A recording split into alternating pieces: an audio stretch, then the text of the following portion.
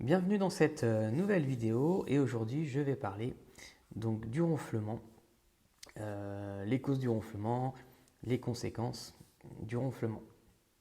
Alors c'est vrai que bien, le ronflement c'est un problème qui est répandu, hein, mais sa gravité et ses implications sur la santé elles peuvent varier et le ronflement il peut être léger, il peut être occasionnel ou ça peut être aussi le signe d'un trouble respiratoire sous-jacent.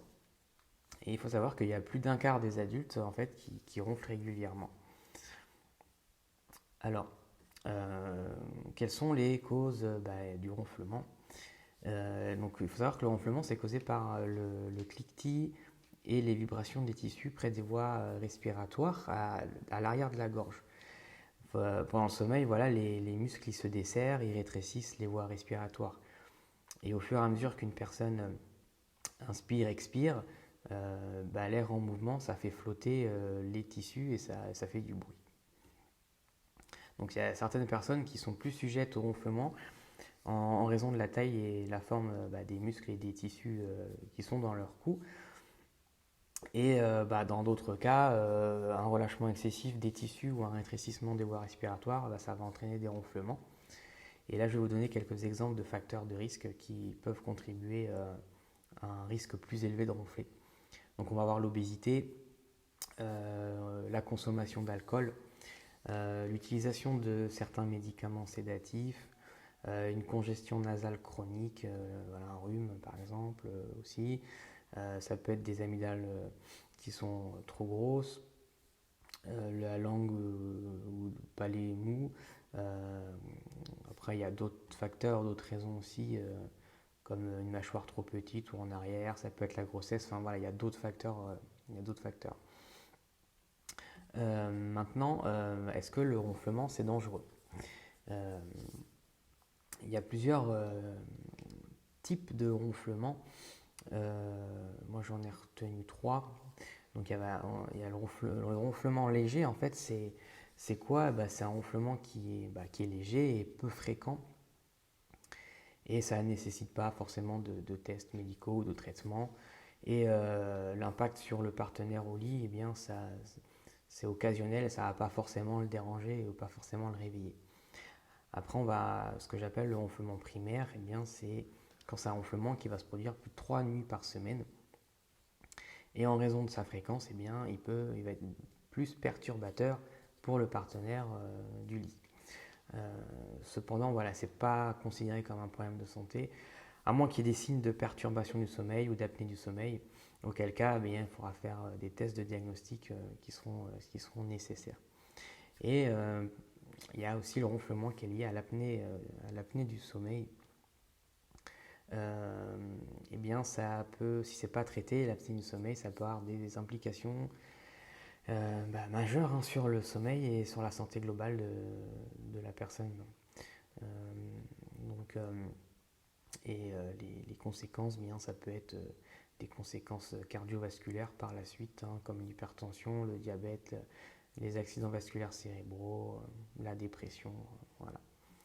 Et à partir de quand, en fait, vous devriez consulter un médecin pour le ronflement? Eh bien, comme je disais, il y a dans de nombreux cas, eh bien, le ronflement c'est bénin, mais bon, il est quand même important d'en parler à un médecin s'il y a des signes d'apnée du sommeil.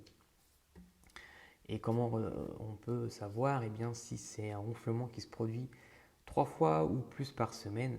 Si le ronflement est vraiment très fort ou gênant, euh, le ronflement est associé avec des bruits d'étouffement ou de reniflement, s'il y a une prise de poids, une obésité, une somnolence la journée, ce qu'on appelle somnolence diurne, si vous avez un manque de concentration, si vous avez des maux de tête le matin, si vous faites de l'hypertension, si vous grincez des dents la nuit et si vous allez aussi fréquemment aux toilettes faire pipi la nuit, quoi.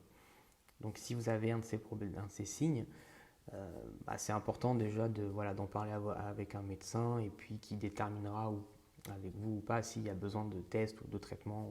Voilà. Par contre, vous allez me dire, mais ouais, mais je dors tout seul, comment je peux savoir si je ronfle? Bonne question. Voilà, à moins que quelqu'un d'autre un jour vous le dise, vous n'en êtes pas conscient.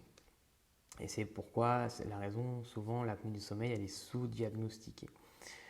Alors, si vous dormez seul, eh bien ça peut être utile hein, d'utiliser un appareil d'enregistrement. Donc, ça peut être un magnétophone ou il existe de nombreuses applications aussi sur smartphone. Et certaines applications elles ont l'avantage aussi d'analyser vos bruits sonores, en fait, vos ronflements pour que ça détecte les épisodes de ronflement, en fait. Et c'est vrai que c'est préférable avec ce type d'application, enfin même les magnétophones, mais d'enregistrer sur plusieurs nuits, car le ronflement, il peut ne se produire pas tout le temps, en fait. Donc, par contre, ces applications ne vont pas diagnostiquer les apnées du sommeil. Et voilà, donc il est aussi également important de rechercher d'autres signes liés à une perturbation du sommeil, euh, comme je disais, tels que la somnolence en journée, hein, la somnolence diurne, la fatigue, les problèmes d'attention, de pensée ou des changements d'humeur inexpliqués. Voilà, donc j'arrive à la fin de cette vidéo. Vous trouverez en dessous de la vidéo, dans la description, eh bien, un lien où je vous explique en fait, je vous aide si vous souffrez d'insomnie, je vous aide à trouver l'origine de cette insomnie et je vous propose des solutions euh, pour vous aider à retrouver un sommeil réparateur. N'hésitez pas non plus à vous abonner à la page pour ne pas louper les nouvelles vidéos. Prenez soin de vous et je vous dis à bientôt.